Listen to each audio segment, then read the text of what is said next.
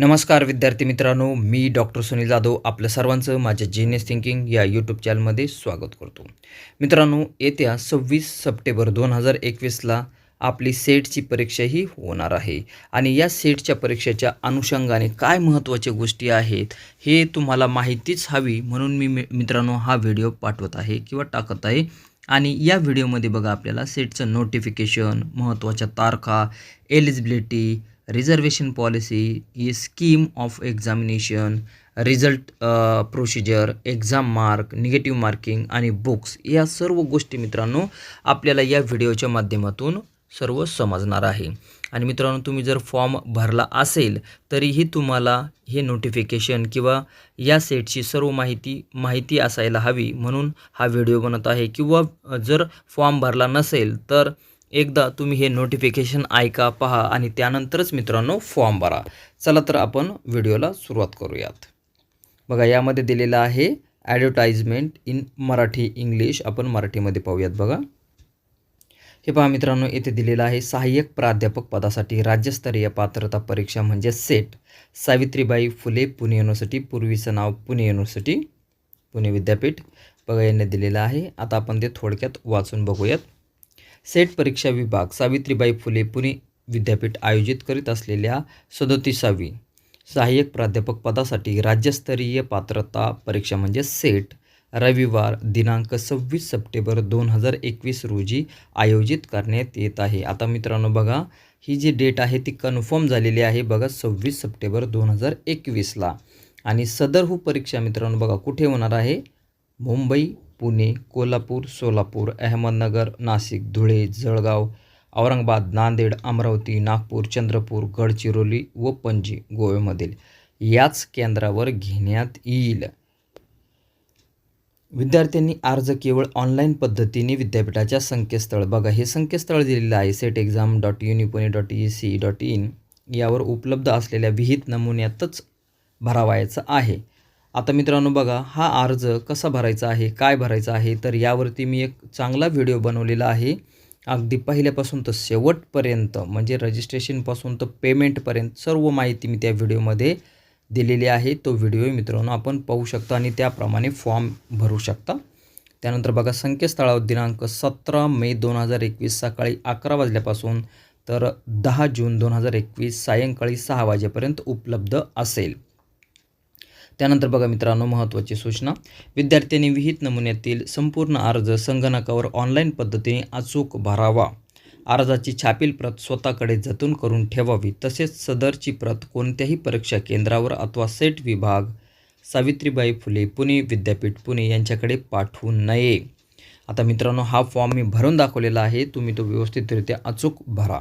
आता बघा, यामध्ये परीक्षा शुल्क दिलेलं आहे. खुला ओपन कॅटेगरीसाठी 800 रुपये प्रक्रिया शुल्कासहित आणि इतर मागासवर्गीय, भटक्या, विमुक्त जाती जमाती यांना दिलेलं आहे मित्रांनो बघा 650 रुपये. येथे आपण पाहू शकतो.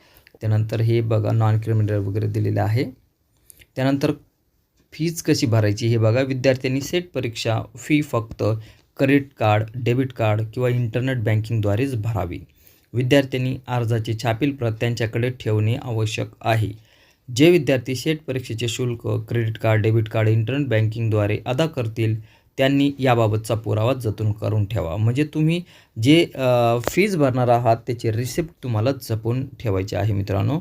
पुढे बघा, सेट परीक्षेचे शुल्क भरलेल्या विद्यार्थ्याची यादी विद्यापीठ हे जे वेबसाईट आहे setexam.unipune.ec.in या संकेतस्थळावर साधारणतः जून महिन्याच्या शेवटच्या आठवड्यात प्रसिद्ध करण्यात येईल. म्हणजे कोणी पैसे भरलेले आहेत तर त्यांची यादी टाकणार आहे विद्यापीठ.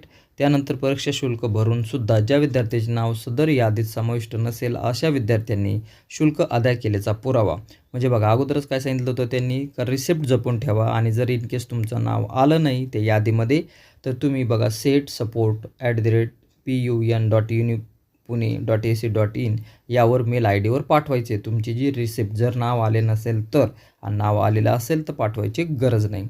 आणि सर्वात महत्त्वाचं, सेट परीक्षेचे माहितीपत्रक व अभ्यासक्रम म्हणजे याचं नोटिफिकेशन आणि माहितीपत्रक विद्यापीठाच्या सेट एक्झाम unipuणे.ac.in या संकेतस्थळावरती उपलब्ध आहे. आणि आता बघा लगेचच आपण हे अभ्यासक्रम किंवा माहितीपत्रक नोटिफिकेशन सविस्तररित्या याच व्हिडिओमध्ये मित्रांनो पुढे पाहणार आहोत. आणि अत्यंत महत्त्वाची सूचना त्यांनी दिली आहे, टिप म्हणून दिली. जर विद्यार्थी एखाद्या विषयात आधीच सेट परीक्षा उत्तीर्ण म्हणजे पात्र असेल तर त्याला परत त्याच विषयात सेट परीक्षा देता येणार नाही. बघा बरेचसे विद्यार्थी म्हणतात की मी सेट 2 वेळेस पास झालो, 5 वेळेस पास झालो, 3 वेळेस पास झालो. परंतु आता या वर्षीपासून मित्रांनो त्यांनी स्ट्रिक्टली सांगितलेलं आहे, एकदा जर तुम्ही ज्या विषयात म्हणजे समजा मी सायकोलॉजीमध्ये उत्तीर्ण आहे सेट परीक्षा, तर मला पुन्हा सायकोलॉजीमध्ये सेट परीक्षा देता येणार नाही. चला तर मित्रांनो आता आपण सेट परीक्षेचे माहितीपत्रक सविस्तररित्या पाहूयात. बघा prospectus.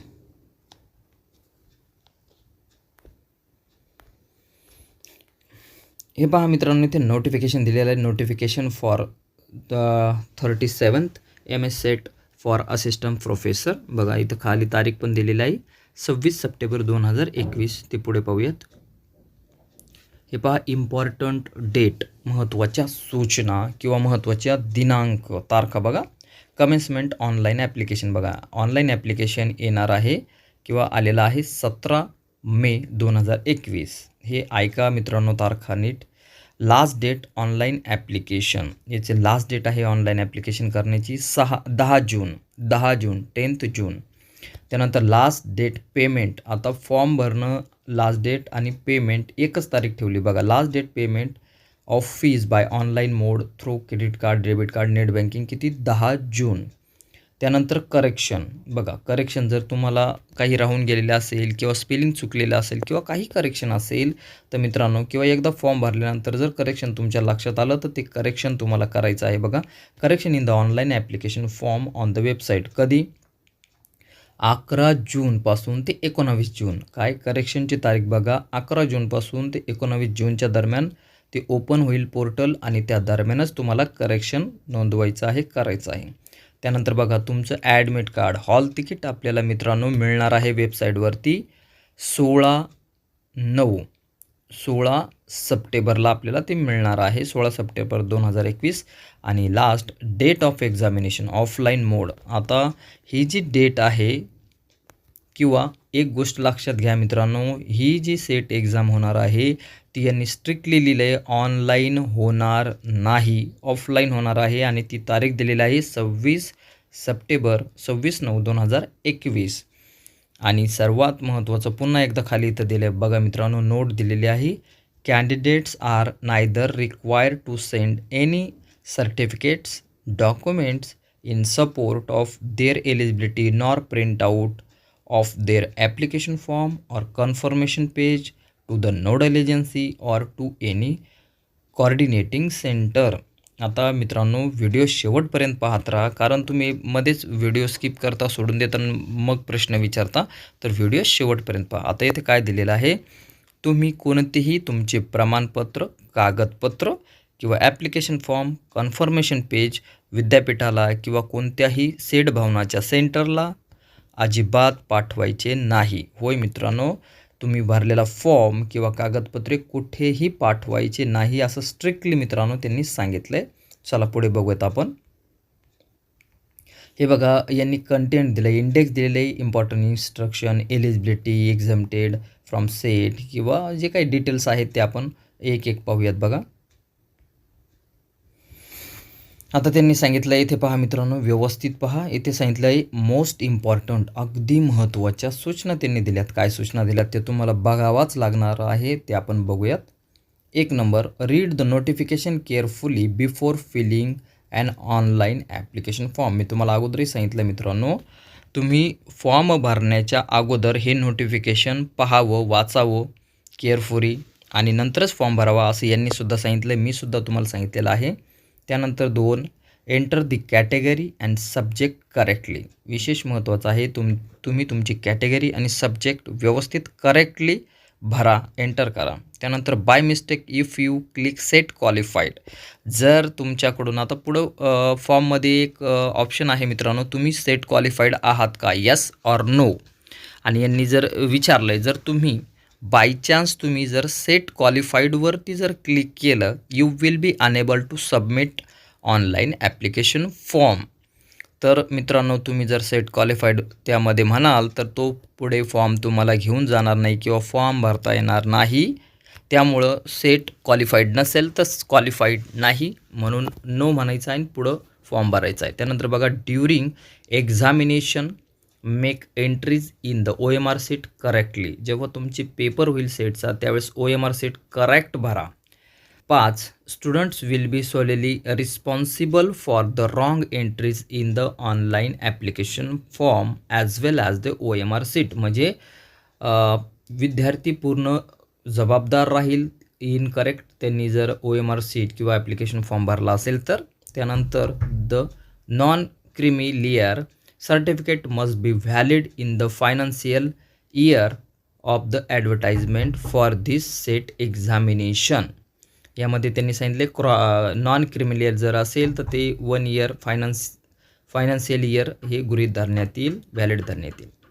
As per 7 number, as per Maharashtra government reservation policy OBC certificate issue for UGC net will not be accepted in place. बघा, त्यांनी OBCसाठी दिलेल्या सूचना आहेत. त्यानंतर बघा, इम्पॉर्टंट इन्स्ट्रक्शन, यामध्ये त्यांनी 26 तारखेला संडेला एक्झाम होईल असं सांगितलेलं आहे. त्यानंतर बघा मित्रांनो, पुढे डिटेल्स दिलेले आहेत, त्या डिटेल्सही आपण वाचून घेऊयात. बघा, हे बघा, कंडिशन ऑफ एलिजिबिलिटी हे महत्त्वाचं आहे. काय एलिजिबिलिटी आहे तर हे बघा, यांनी सांगितले मास्टर डिग्री म्हणजे EMA पाहिजे तुम्हाला, असं त्यांनी स्ट्रिक्टली दिलेलं आहे. त्यानंतर 2 बघा, यांनी दिलेलं आहे किती पर्सेंटेज वगैरे पाहिजे. जर तुमच्याकडं तुम्ही कॅटेगरीमध्ये जर असाल तर तुम्हाला 50% मास्टरला हवेत आणि जर तुम्ही कॅटेगरीमध्ये जर नसाल तर तुम्हाला 55% इतके हवेत, तसं लिहिलेलं आहे. त्यानंतर बघा, C. The candidates who are studying in the first year of 2 years master's course or in first 2 semester of a 4 semester course of master degree or studying in the 4th year of 5 years integrated master course are not eligible to appear for this test. म्हणजे काय, जे first इयरला master कोर्सच्या first इयरला असेल त्यांना हा form भरताच येणार नाही. फायनल इयरला जे असतील त्यांना फॉर्म भरता येईल. हे बघा खाली दिलेलं आहे डीमध्ये, the candidate who are pursuing their masters degree or equivalent course or candidate who have appear for their qualifying master degree final year examination. बघा, आता सर्वात महत्त्वाचं काय सांगितलं त्यांनी, जे फायनल इयर डिग्रीला असतील त्यांनाच हा सेटचा फॉर्म भरता येईल. म्हणजे जर तुम्ही MAला असाल, MAच्या 3rd आणि 4th सेमिस्टरला जर असाल तरच फॉर्म मित्रांनो भरता येईल, अन्यथा भरता येणार नाही. आणि त्यानंतरही तुम्हाला तुमचा रिझल्ट हा त्यांनी बघा, हे डिटेल्स आपण बघूयात पुढे, मी तुम्हाला सांगतो. Such candidate must complete their master degree or equivalent examination within 2 years from the date of SET result with require percentage of marks failing which they shall be treated at disqualified. हे अत्यंत महत्त्वाचं. हे बरेच जण मला हे प्रश्न विचारतात की सर आम्ही सेट ॲपियरमध्ये पास झालेलो आहोत आणि नंतर मग पुढे काय. तर बघा, इथे त्यांनी सरळ दिलेलं आहे की तुम्ही तुमचं सेट उत्तीर्ण झालेला जर असाल तर त्यानंतर तुम्हाला जवळपास 2 वर्षाच्या आतमध्ये तुम्हाला जे पर्सेंटेज रिक्वायरमेंट दिलेली आहे, म्हणजे जर कॅटेगरी असेल तर 50% आणि ओपन असेल तर 55% हे तुम्हाला मास्टरला असायलाच पाहिजे, घ्यायलाच पाहिजे तुम्ही. आणि जर घेताल तरच तुम्ही सेट क्वालिफाईड व्हाल. आणि जर तुम्ही समजा ॲपियरमध्ये तुम्ही सेट पास झालात आणि जर तुम्ही 55-50% जर घेतले नाही तर तुम्हाला सेटमधून डिस्क्वालिफाईड करतील असं त्यांनी सरळ लिहिलेलं आहे. त्यानंतर बघा, त्यांनी सांगितलेलं आहे जी कॅटेगरी आहे म्हणजे महाराष्ट्र आणि गोवापुरतंच ते कॅटेगरी रिझर्व म्हणून ट्रीट केलं जाईल, अन्यथा तुम्ही जनरल कॅटेगरीमधून गृहीत धरण्यात येईल असंही त्यांनी सांगितलेलं आहे. आणि हे बघा, candidate can appear the set in the subject of their post graduation only. म्हणजे पोस्ट ग्रॅज्युएशनवरच सेट एक्झाम देता येईल असं त्यांनी क्लिअर कट सांगितलेलं आहे. ती लिस्टही मित्रांनो त्यांनी पुढं दिलेली आहे. आणि बघा, जी नंबर सांगितलेला आहे तर तो मी तुम्हाला ओरली सांगतो की कुठेही तुम्हाला कोणतंही डॉक्युमेंट पाठवायचं नाही. हे मी अगोदरही 2 वेळेस तुम्हाला सांगितलं आहे, त्यांनी इथं दिलेलं आहे. आणि पुन्हा एकदा यांनी एक डिटेल्स दिलेत बघा. A candidate who has already qualified set in a subject will not be allowed to appear again for set in the same subject. The candidate violating this rule will be eligible for the initiating legal action and shall not be issue certificate. आता त्यांनी strictly दिलेलं आहे, जे विद्यार्थी अगोदर एखाद्या विषयात pass झालेले आहेत, सेट क्वालिफाईड झालेले आहेत, त्यांना सेम सब्जेक्टमध्ये पुन्हा सेट परीक्षा देता येणार नाही किंवा त्यांना सरळ लिहिलेलं आहे लीगल ॲक्शन घेण्यात येईल, अन्यथा किंवा त्यांना सर्टिफिकेट इश्यू केलं जाणार नाही. आणि अत्यंत महत्त्वाचं, बरेचसे विद्यार्थी मला विचारत असतात कॉमेंट्समध्ये की सर सेटला काही एज लिमिट आहे का?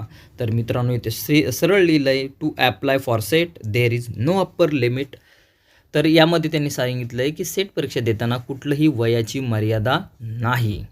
त्यानंतर बरेचसे डिटेल्स आहे, आपण पुढे पाहूयात बघा. रिझर्वेशन पॉलिसी दिलेली आहे.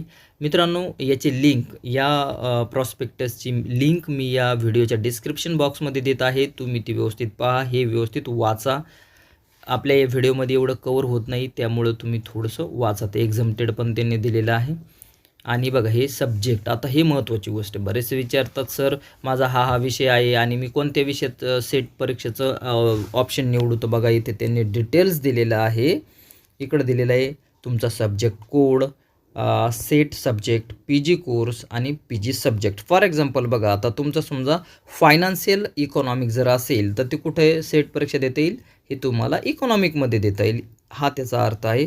समजा बघा, आता मी तुम्हाला दुसरं एक उदाहरण सांगतो.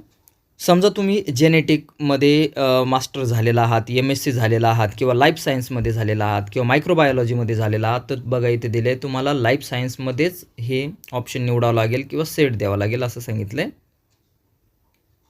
त्यानंतर बघा, महत्त्वाची गोष्ट सेंटर एक्झामिनेशन. आता ही महत्त्वाची गोष्ट आहे, मी अगोदरही सांगितलं आहे, हे जे पेपर होणार आहेत हे 15 सिटीमध्ये होणार आहेत. बघा, MS set will be conducted at the following 15 city centre only, आणि ते खाली इथे डिटेल्स दिलेले आहेत.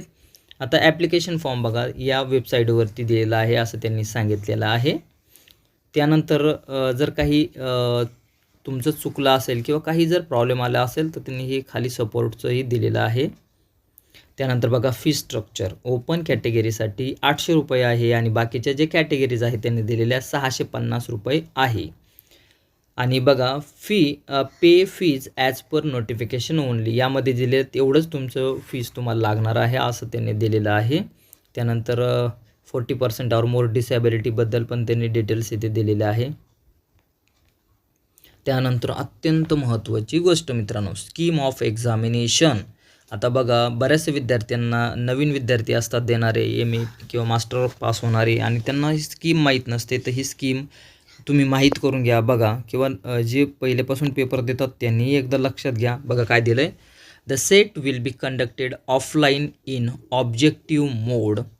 The test will be consist of 2 papers. 2 होणार आहे आणि ऑफलाईन मोड आणि ऑब्जेक्टिव्ह मोडनीच होणार आहे. Both the paper will consist only objective type question. फक्त ऑब्जेक्टिव्ह पद्धतीनेच हे दोन्ही पेपर होणार आहे. And will be held on the day of examination in 2 separate session without break as under.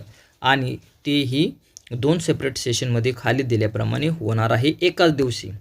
आता बघा, session first, paper first, number of multiple choice question, MCQज होणार आहे. पहिला पेपर तो आहे 50 questions, all of which are compulsory. 50चे 50 पहिले जी सेट होती काही वर्षांपूर्वी, इथे 60 प्रश्न विचारायचे आणि 60पैकी तुम्हाला 50 अटेंड करायचे होते. परंतु बघा, आता या सेटला काय केलेलं आहे, 50 क्वेश्चन सर्व कंपल्सरी दिलेले आहे. आणि पुढं मार्क्स बघा, 50 प्रश्न इंटू 2 मार्क्स. बघा, 50 इंटू 2 100 म्हणजे 100 मार्क्स मिळणार आहे. आणि पुढे ड्युरेशन, कार्यकाल दिलेला आहे, काळ बघा किती वेळ दिलेला आहे, 1 आवर्स. म्हणजे पहिल्या पेपरला 1 आवर्स, आणि तोही टायमिंग, आणि बघा टायमिंग पण दिला आहे 10, सकाळी 10 ते 11. आणि सेकंड सेशन बघा, सेकंड पेपरचं, आणि हे तुम्ही ज्या विषयात PG किंवा मास्टर केलेला आहात त्यासाठी तुम्ही फॉर्म भरलेला आहात त्या विषयाचं सेकंड पेपर होणार आहे आणि त्यामध्ये सुद्धा 100 questions all of which are compulsory आणि 100 प्रश्न विचारले जाणार आहेत आणि तेही सर्व कंपल्सरी. मार्क्स बघा, 100 प्रश्न इंटू 2 मार्क्स बरोबर 200 मार्क आणि वेळ दिले ड्युरेशन 2 hours 11:30 ते 1:30 असं टायमिंग दिलेलं आहे आणि दोन्ही पेपर मिळून मित्रांनो 300 मार्कांचा पेपर आहे.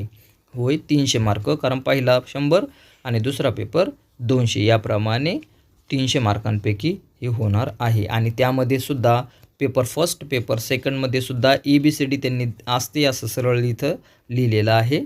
त्यानंतर हे इन्स्ट्रक्शन आहे, तुम्ही ते व्यवस्थित वाचून घ्या. त्यानंतर प्रोसिजर क्रायटेरिया बघा आणि यांनी क्रायटेरियासुद्धा दिलेला आहे. किती स्टेप्समध्ये दिलेला आहे बघा, 3 स्टेप्समध्ये दिलेला आहे. टोटल क्वालिफाईंग स्लॉट म्हणजे जेवढे विद्यार्थी तुमच्या विषयात बसतील त्यापैकी 6% रिझल्ट हा लागणार आहे किंवा लावणार आहे. ते कॅटेगरी वाईजसुद्धा लावणार आहे. आणि त्यांनी बघा हे महत्त्वाचं आहे खालचं बघा, यामध्ये कॅटेगरी ओपन EWS आणि ऑर्फन जर तुम्ही असाल तर बघा यांनी इथं लिहिले secure at least following percentage aggregate marks in the both paper taken together. म्हणजे तुम्हाला जो रिझल्ट लावला जातो तो रिझल्टसाठी कमीत कमी पहिला पेपर आणि दुसरा पेपर मिळून ओपन EWS ऑर्फन जर असाल तर 40% तुम्हाला घ्यायचे आहेत. आता यामध्ये बरेचसे विद्यार्थी विचारतात की सर पहिल्या पेपरला 40 आणि दुसऱ्याला 40, तर मी तुम्हाला सांगतो ॲग्रिगेट दोन्ही पेपर मिळून 40% घ्यायचे आहेत.